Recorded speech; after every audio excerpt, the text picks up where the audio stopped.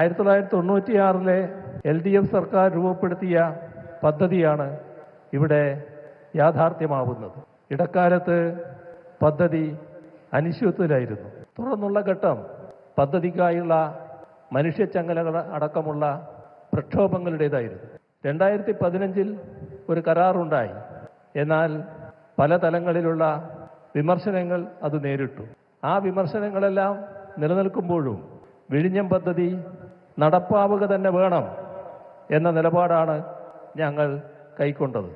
വികസന കാര്യത്തിൽ രാഷ്ട്രീയ വേർതിരിവ് വേണ്ട എന്ന നയമാണ് കൈക്കൊണ്ടത്. അത് പ്രകാരമാണ് 2016 അധികാരത്തിൽ വന്നതിനെ തുടർന്നുള്ള ഘട്ടത്തിൽ ബൃഹത് തുറമുഖമായി വിഴിഞ്ഞം വളരുന്നതിനുള്ള നിലപാടുകൾ എടുത്തത്. അതാണ് വിഴിഞ്ഞത്തെ ഇന്നത്തെ നിലയിൽ യാഥാർത്ഥ്യമാക്കി മാറ്റിയത്. സ്ഥാപിത താൽപര്യക്കാർ പടർത്താൻ ശ്രമിച്ച തെറ്റിദ്ധാരണകളെ ജനങ്ങളെ വിശ്വാസത്തിലെടുത്ത് അതിജീവിച്ചു. അങ്ങനെ നമ്മൾ ഇതും നേടി. ഇത് കേരളത്തിൻ്റെ ദീർഘകാലമായ സ്വപ്നമാണ്. ആ സ്വപ്ന സാക്ഷാത്കാരത്തിൻ്റെ നിമിഷമാണിത്. എല്ലാ രീതിയിലും അഭിമാനകരമായ നിമിഷം.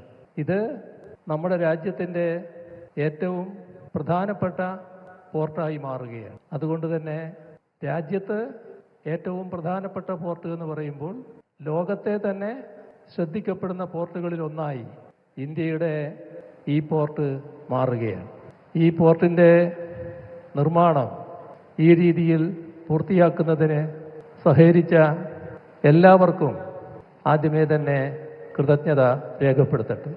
എല്ലാവരും ഇതുമായി വലിയ തോതിൽ സഹകരിച്ചിട്ടുണ്ട്. നാടിൻ്റെ ഒരുമയും ജനങ്ങളുടെ ഐക്യവുമാണ് നമുക്ക് ഇത്തരം പദ്ധതികൾ പൂർത്തിയാക്കാൻ കഴിയുന്നത്.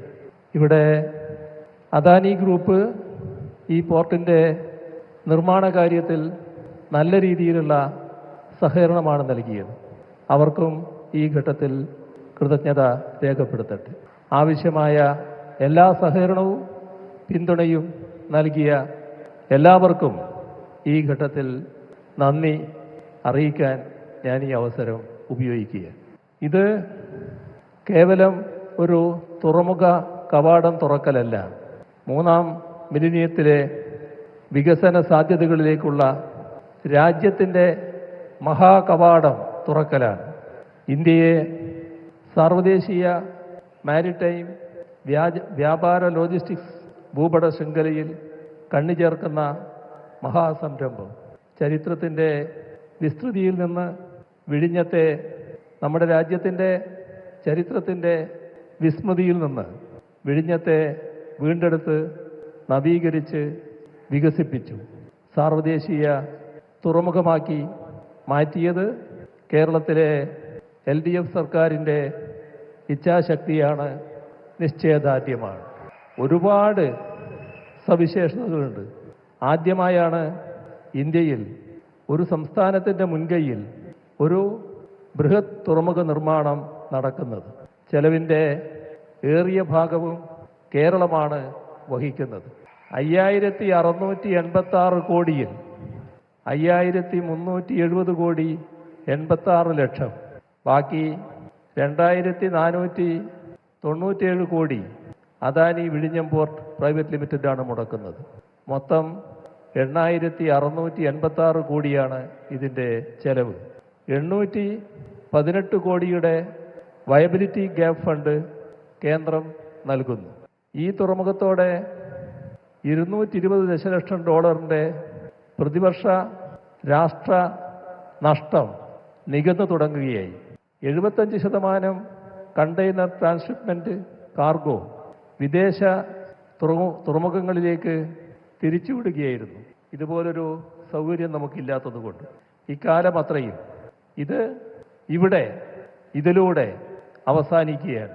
രാഷ്ട്രനഷ്ടം വലിയൊരളവിൽ പരിഹരിക്കാൻ കേരളത്തിന് കഴിയുന്നു എന്നത് കേരളീയർക്കാകെ അഭിമാനകരമാണ്. കരാർ പ്രകാരം 2045 മാത്രമേ ഇത് പൂർത്തിയാവേണ്ടതുള്ളൂ. നമ്മൾ അതിന് കാത്തുനിന്നില്ല. 2024 തന്നെ കൊമേഴ്സ്യൽ ഓപ്പറേഷൻ ആരംഭിച്ചു. മദർഷിപ്പിനെ സ്വീകരിച്ചു. തുടർന്ന് ഇങ്ങോട്ട് 250-ലേറെ കപ്പലുകൾ വിഴിഞ്ഞത്ത് നങ്കൂരമിട്ടു. ഇപ്പോഴിതാ ഒന്നാം ഘട്ടം പതിറ്റാണ്ട് മുൻപ് പൂർത്തിയാക്കി കമ്മീഷൻ ചെയ്യുന്നു.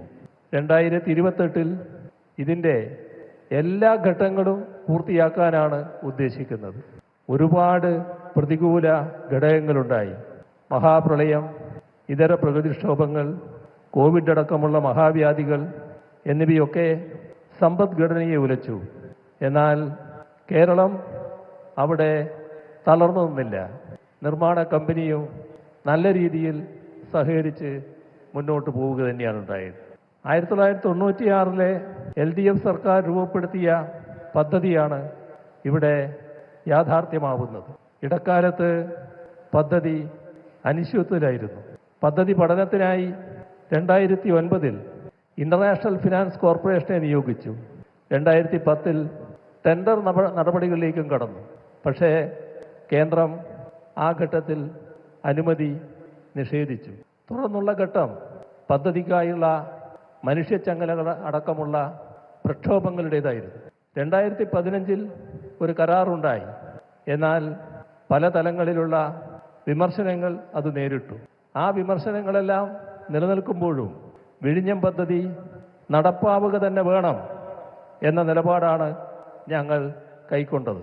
വികസന കാര്യത്തിൽ രാഷ്ട്രീയ വേർതിരിവ് വേണ്ട എന്ന നയമാണ് കൈക്കൊണ്ടത്.